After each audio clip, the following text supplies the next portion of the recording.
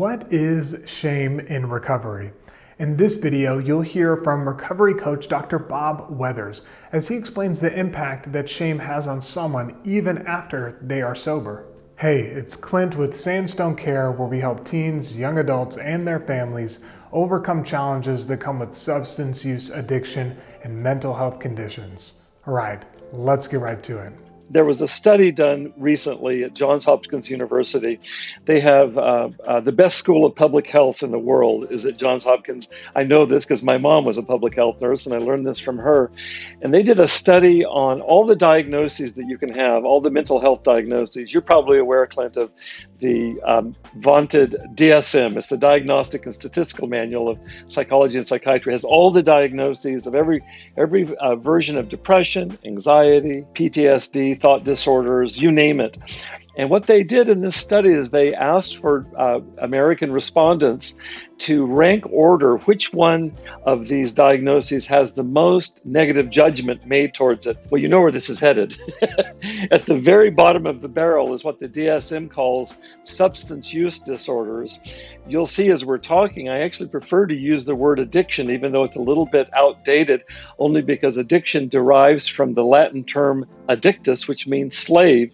And I think to be addicted is to be enslaved to substance. So I actually appreciate that nuance. Having said that, whether it's addiction, substance use disorder, whatever you want to call it, far better that you be depressed, far better actually that you be psychotic, far better that you be autistic, far better that you be virtually anything other than addicted, which is, if the definition of stigma is a negative social judgment, there you have it. There's the most judgment of any disorder. It's at the very bottom of the barrel. Now, psychology, that's my background, as you know. Psychology defines shame in a technical way, and I'll unpack this. Psychology defines shame as self-stigmatization. Now, that's a mouthful, but just think about that for a second.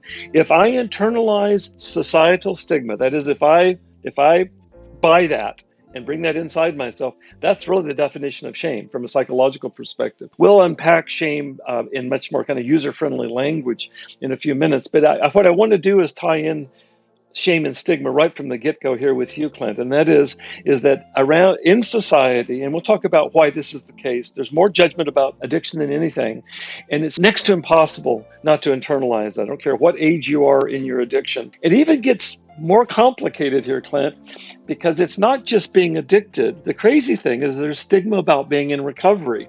Think about it for a second. If active addiction has the highest amount of stigma, it's the bottom rung on the ladder in terms of disorders. If I'm in recovery, what does that imply or indicate? Well, it indicates I was addicted. Not a good thing. So by kind of guilt by association, whether I'm actively addicted or actually committed in recovery, you still have a tremendous amount of stigma in general society. Now, I'm glad to say, and I know this firsthand owing to my own history of addiction and recovery, that to get into support groups such as 12-step support groups or other resources, one of the reliefs there is that there's no stigma there. There's no judgment. Ideally, and most of the time, there isn't. That's part of what's saving about being in these groups, because you're with people that get it and don't judge it. But you step outside of those rooms and it's a whole different world. So just kind of out of the starting gate, if we can look at shame and stigma as being kind of two sides of the coin, and that they really do plague not only those who are in active addiction, which, by the way, keeps people in active addiction, and I'm sure we'll talk more about that, but it actually also sticks on your skin in the sense, it's like having a scarlet A on your forehead, addiction, and if you're in recovery, you still have that scarlet A. If you want to learn more about treatment options for you, your teen, or young adult, then tell us about your situation on a confidential call using the number linked up in the description box below, or live chat with us at sandstonecare.com. We'll connect you with the treatment that you need, and if we're not the right fit, we'll get you where you need to go. Be well, and remember that change is possible.